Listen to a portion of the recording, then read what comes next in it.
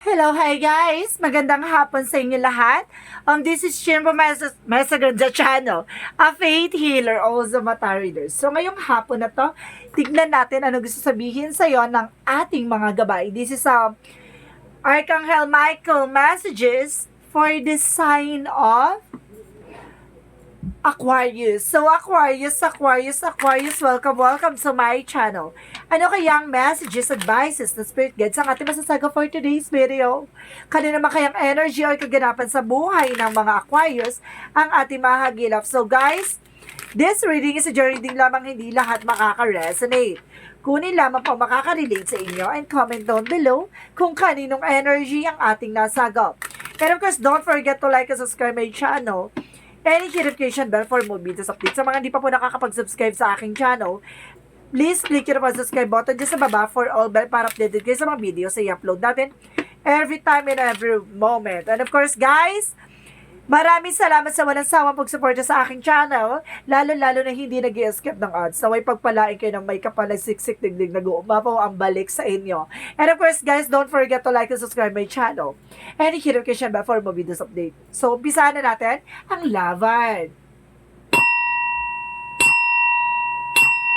Archangel Michael messages for the sign of Aquarius.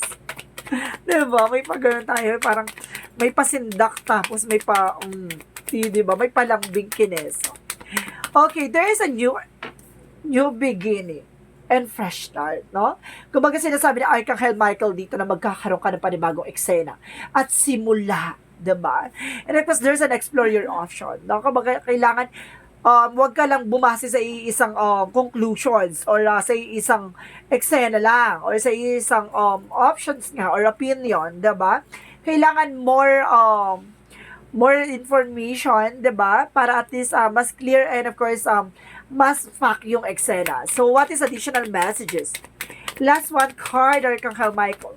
Wow! God is in charge. So, sinasabi dito with Archangel na si God daw ay naka-in charge sa'yo at talagang sinusubaybayan at ginagabayan ka. Diba? Kaya pala maraming kaganapan sa buhay mo na mukhang sumasang-ayon talaga sa'yo. So, let's see what is the messages and of course, paano natin siya mai-elaborate at paano natin siya mailalahad sa inyo. Umpisahan na natin. Angel Spirit Guides. My God. Tignan na natin anong message sa'yo ng ating Archangel Michael. Strength card. So, sinasabi dito guys na mukhang pinapalakas ang loob mo or kailangan mong lakasan ang loob mo. No, harapin at takot at pangamba mo. And of course, there's a 7 of Pentacles. There's a harvest time, no? Maaaring magkaroon ka ng harvest ngayon at makukuha mo na yung mga bagay na sakripisyohan mo or pinagpaguran mo. And of course, there's nasabi dito with the 6 of Wands, sinasabi dito na magkakaroon ka ng victory and success. And of course, there is an 8 of Pentacles. Sinasabi dito na mag-focus ka sa trabaho, negosyo, hanap buhay mo. Hindi mo kailangan ng guguluhin ka, no? Hindi mo kailangan ng mga taong manggugulo sa'yo. Kailangan mo mag-focus, relax. And of course, kailangan kumbaga, tumingin ka lang dun sa target mo, no? Focus your target intentions. So, what is additional messages? And of course, there's a 4 of Cups, no? Re-evaluate or analyze. Kailangan mong pag-isipan bago ka, yun, explore your option Kailangan mong pag-isipan na maraming beses bago ka mag-take ng actions, no? Tingnan natin. And of course, there's a Knight of Swords. Magiging mabilis lang to. At sinasabi lang sa'yo dito, kailangan pag-isipan mo na maraming beses. Kasi pag to gumalaw na, mabilis na siya, no?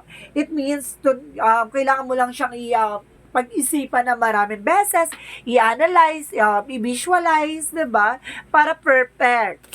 So, what is the strength card? And of course, there's a full card, no? Kumbaga, sinasabi dito na lakasan mo yung loob mo, magtiwala ka sa sarili mo, no?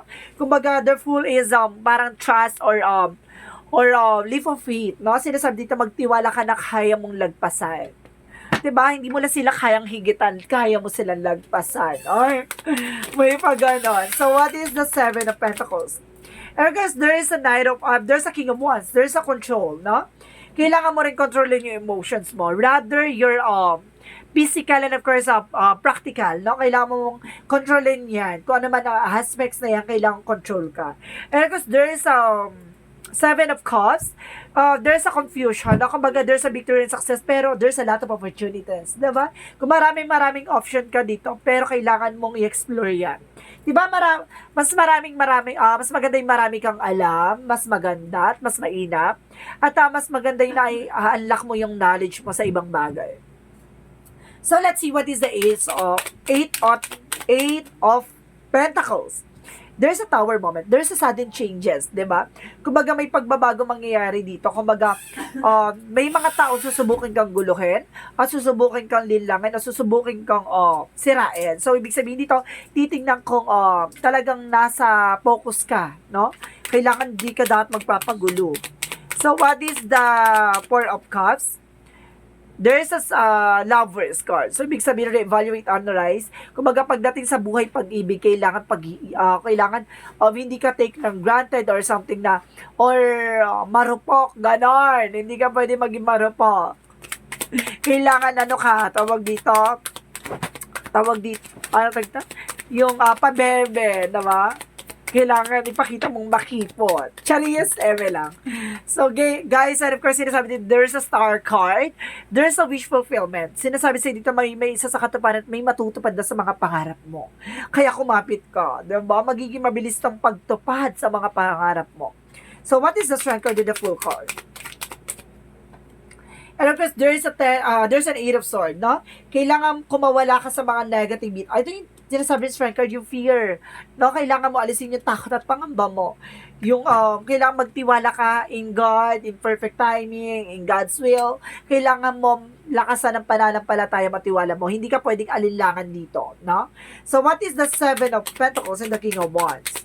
Kaya pala, there's in God is in charge. Parang ginagabayan ka, inaalalayan ka. And of course, there's a Chariot card. Maraming parating, maraming kaganapan sa buhay mo na kumaga marami kang ma-harvest or something ma-manifest, ganon. Kaya pala there's a bigyan ng fresh start. So what is the Six of Wands? And of course, the Seven of Cups. And because there's a Knight of Pentacles. Wow, being practicality. So, kailangan maging practical ka about sa finances. Na kailangan maging mauta ka dito. Hindi pwedeng padalos-dalos, hindi pwedeng magmadali, hindi pwedeng agad-agad, diba? Hindi ka pwedeng pala desisyon. So, sinasabi dito with the Eight of Pentacles and the Tower moment. And of course, there's an Ace of Pentacles. Wow! The big opportunities and of course, the big money is coming your way, no? Kumbaga, susubukan kang kasirain, susubukan kang linlangin, susubukan kang guluhin dito, no? Kung matitinag, magugulo ka, kasi there's a big opportunities na iyahain sa'yo ng ating universe. So, guys, there's Four of Cups and of course, the Lover's card. And of course, there's Seven of Swords. Oh, sinasabi dito na Seven of Swords, there's a cheating, a lying on you. So, ibig sabihin, there's a Lover's card na mag-ingat ka, no? Kumbaga, baka lokohin ka nitong taong darating dito. Kumbaga, susubukan kang pakiligin. Pero yun pala, mayroon palang intention sa'yo. Mag-ingat ka, ha? So, if you are single dyan, if you were taken dito, if you are a love life, so sinasabi dito, mag-ingat ka, baka mayroong tinatago sa yung person mo. No? Kailangan mo pag-isipan, kailangan mong, kasi mamaya tinatago pala nito, yung ano lang pala, no? It's in a good way pala. Diba? Hindi, wag ka masyadong tamang hinala, no?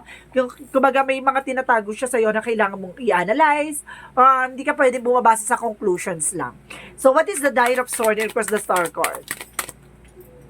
And of course, there's a there's a Four of Swords in reverse, no? Ibig sabihin dito na makinig ka sa intuitions mo. Some of you nakakapanaginip, nagkakaroon ng overthinking. So, sinasabi sa'yo dito na kailangan mong mag-focus, no? At, kumbaga, kailangan mag-focus sa mga pangarap mo. Hindi ka pwede magulo, kumbaga, there's an instinct, vibration, kailangan mo magdasal. So, what is the outcome? What is the outcome?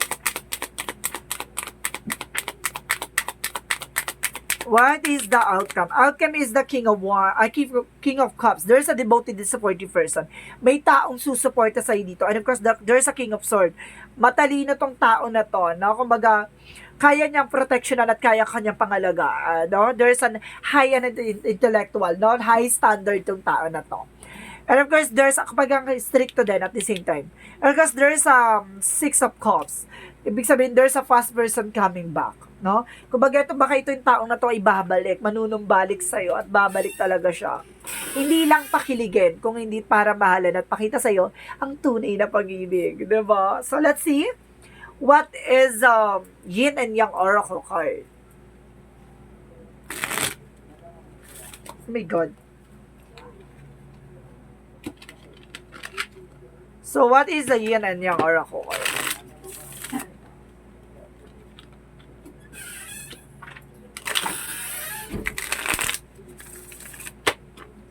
What is the Yin and Yang Oracle card?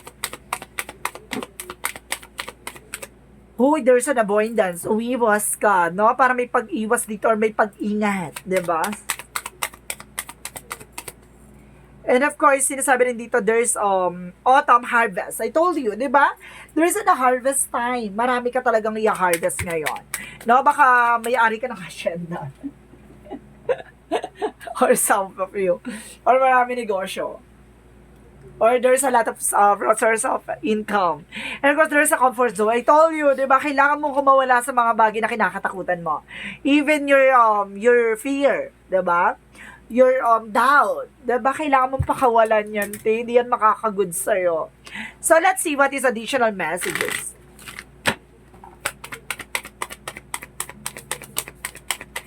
And of course, guys, there's a sun. I told you, di ba? Magkakaroon ka ng, there's a God energy and of course, God is in charge. So, ibig sabihin, si God talaga ay nasa tabi mo. No? The sun card represent of your positivity and pure positive outcome. And of course, there's a potential evolutions, no? Parang babaguhin ka dito. Kaya pala, there's a new beginning. Pagbago. And of course, there's a spiritual activation, mukhang lalakas talaga yung intuition mo, rather, baka you have a gift, no? Spiritual gift. Kaya siguro naka-in-charge siya si God kasi parang pagkakalooban kanya ng kakayanan. Some of you tarot reader din, or some of you faith healer din, or some of you, kumbaga, you have abilities, no? About sa spirituality. Manghihilot, magtatawas, nanggagamot ng mga black magic involved, or something na nagbabasa ng tarot reader din, or something may predictions, may intuitions, or suddenly meron din kayong, kaya nyo magdasal ng mga yumao, no? Baka may ganong kakakayanan. At the same time, baka may astral travel ka. And of course, there is a taking action. Kailangan mong kumilos, gumalaw, no? At the same time, what is the Love Oracle card?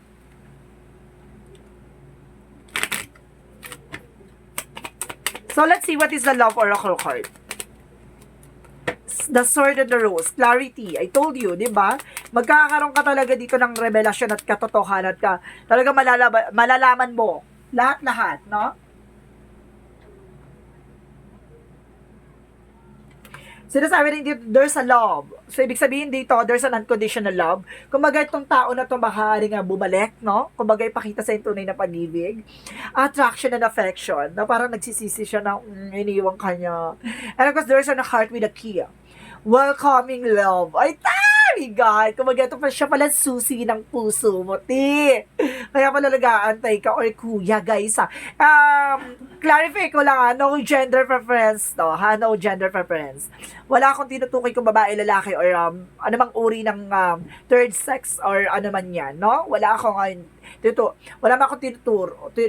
tinutukoy kasi there's a feminine and masculine energy. So ibig sabihin equal, no? There's boy, girl, and of course there's a third sex din dito. So some of you baka meron ditong bisexual or gays or something, 'di ba? Kumbaga lahat ng gender dito ay nandito, ha? So let's see what is additional messages. 'Di ba? Kaya lang tayo, may words tayong T kasi ano siya, kumbaga expression, ha? Kung i-clarify ko lang yung expression siya. And kung yung kineso din at the same time, expression lang din siya, ha? I-clarify ko yun. And because there is a sensitivity, kailangan maging sensitive ka sa mga bagay na nangyayari sa paligid mo. And because there's a freedom, makakalaya ka na sa mga bagay or mga pinagdaanan mo, no?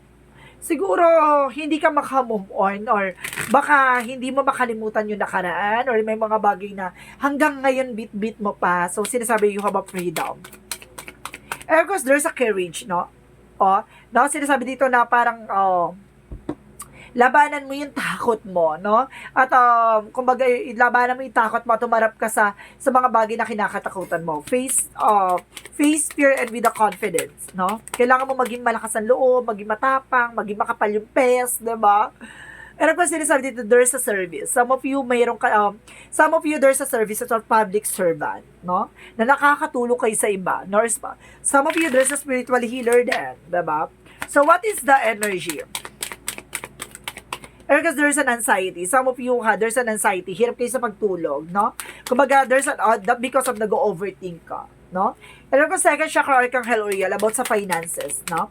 And woman holding a heart. So, ibig sabihin, meron talagang babaeng may hawak ng puso mo, no? Or some of you na may taong, or cross-watcher, no? Baka ikaw yung may hawak ng puso niya, di ba? At the same time, there's a third chakra, Archangel Chamuel. Mag-iingat kayo sa mga kinakain nyo, ha? Parang nire-recognize dito na nahihirapan kayo sa panuna or something na kumaga lagi sumasakit yung tiyan nyo. Kumaga mag-ingat po kayo. So, let's see what is the Romance Angels. What is the Romance Angels? Honeymoon. My goodness. Enjoy the bliss of the holiday time together. So, kailangan nyo mag-spend ng oras sa isa't isa, diba? At para ibalik yung kilig at harot. Ganon. So, let's see what is the Moonsology. Kaya po surrender to the divine. Kailangan nyo surrender sa ating divine, diba? Sa ating universe, rather sa ating Panginoon, lahat ng mga bagay-bagay. Kung hindi natin kontrolado, bitawan natin, hayaan natin si God yung gumawa ng plano. Diba? And of course, have faith in your dreams. See? Magtiwala ka sa mga pangarap mo. Magtiwala ka sa pangarap na ipagkakaloob sa iyo ng ating Panginoon. Diba? So, what is the chakra?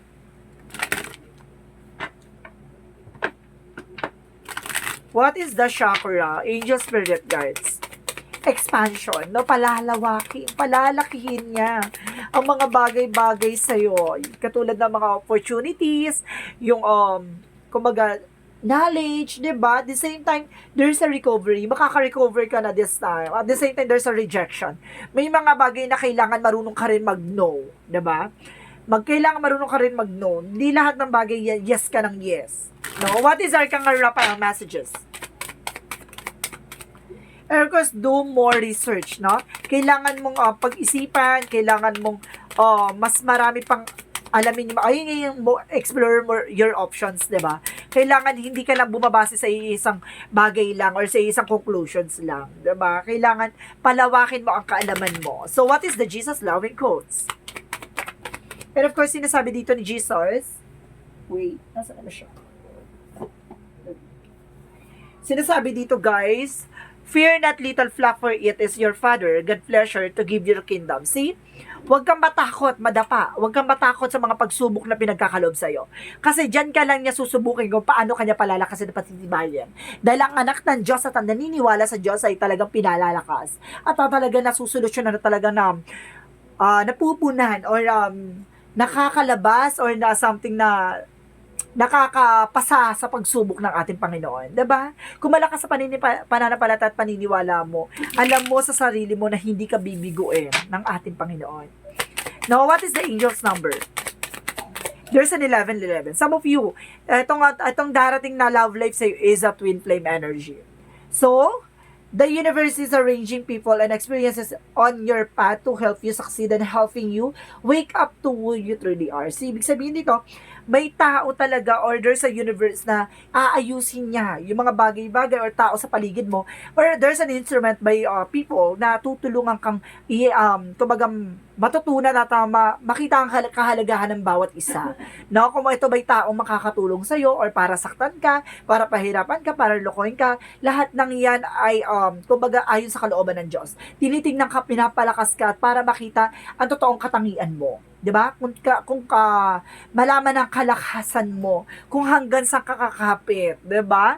So guys, what is the messages of life? Okay. What is the messages of life? What is the messages of life? And of course, sinasabi dito, guys, I connect with the heaven. So, ibig sabihin dito, today I towards the inwards, I connect within the heaven, within from this place of peace, I can see that a place of situation I have resented is actually an idea, an opportunity to work on and of my inner self. I understand that such experiences are necessary. My growth, thus I accept such situation and now live each day in serenity. See? Kumbaga magkakaroon ka ng kapayapaan. Alam mo na nakakonect ka sa ating Panginoon at alam mo talaga ay pagkakaloob sa iyo yung mga bagay na ayon sa kalooban niya. 'Di ba? Alam mo na hindi kanya bibigoin sa lahat ng hamon at lahat ng mga bibigay niyang pagsubok sa iyo. No? Isa lang pahiwatig nito na kailangan mo magtiwala at maniwala na lahat ng mga nangyayari sa'yo ay God's plan. Diba, guys? This reading is a Archangel Michael messages for the sign of Aquarius. This reading is a general reading lamang, hindi lahat makaka-resonate. Kunin lamang po ang makaka-relate sa inyo and comment down below kung kaninong energy ang ating nasagap. And of course, guys, maraming salamat sa walang sawang pagsuporta sa aking channel. And of course, sa mga walang patid no, na panonood. And of course, yung mga hindi nag-i-skip ng ads, naway pagpalaan kayo at sisigliglig na umapa mabalik sa inyo. Si ganda ang bahala magbalik sa inyo niyan. And of course, guys, don't forget to comment down below your full name, birthday, and of course, location nyo para sa susunod na reading natin. Baka energy mo na ang masagap natin at mahagilap. Maraming salamat and see you in the next video. Bye-bye and babush!